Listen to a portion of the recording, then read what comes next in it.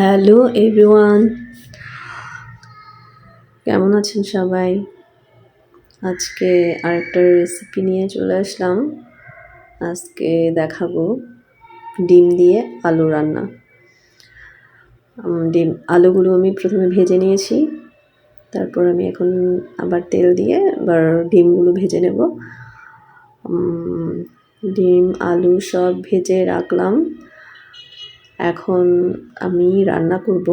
কড়াইয়ে তেল দিব, যে তেলটা ছিল এখানে আমি আরেকটু তেল এড করে দিয়েছি। তেজপাতা দিয়েছি, লং, এলাচি আর দারচিনি দিয়েছি, একটু ভেজে নিব। তারপর আমি অ্যাড করব পেঁয়াজের পেস্ট, তারপর আমি অ্যাড করব আদা পেস্ট। পেঁয়াজের সাথে রসুনও ছিল, দুটো আমি একসাথে ব্লেন্ডার করে দিয়েছি।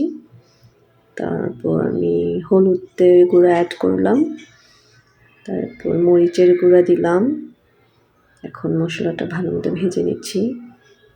তারপর আমি ধনিয়ার গুঁড়া দিলাম, তারপর একটু লবণ দিলাম, পানি দিয়ে একটু কষাবো। তারপর আমি টমেটো অ্যাড করে দিলাম, কষিয়ে আলু অ্যাড করে দিলাম।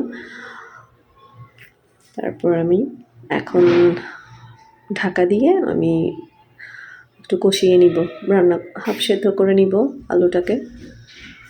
তারপর আমি যখন হাফ সেদ্ধ হয়ে আসবে তখন আমি ডিমগুলি অ্যাড করে দিব আলুর সাথে। ডিম আসলে অনেকে অনেক রকম খেয়ে থাকেন, আপনারা অনেকে মাখা মাখা খেয়ে থাকেন, ঝোল দিয়ে খেয়ে থাকেন। আসলে আমি ঝোল দিয়েই রান্না করলাম, একটু পানি অ্যাড করে দিলাম। মাখা মাখা খাওয়া যায়, বাট আমার ছোট বাচ্চা আছে, আমার ছেলে আছে, আমার মেয়ে আছে, ওরা ঝোল খেতে পছন্দ করে, তাই আমি একটু ঝোল অ্যাড করে দিলাম। এটা আসলে মাখা মাখা খেলেও খাওয়া যায়।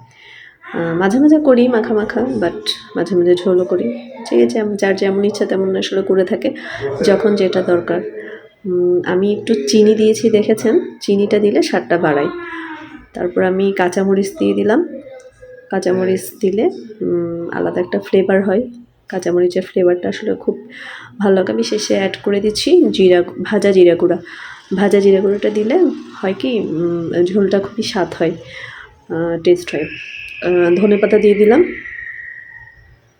ধনেপাতা দিয়ে সবার শেষে আমি রান্নাটা হয়ে গেছে প্রায়। ধনেপাতা দিয়ে এই যে দেখুন বন্ধুরা, শেষ রান্না। কালারটা খুবই সুন্দর এসছে না? খেতেও কিন্তু অনেক মজা হয়েছে। দেখেন বন্ধুরা, কে কেমনভাবে রান্না করেন বাসায় অবশ্যই কমেন্ট করে জানাবেন।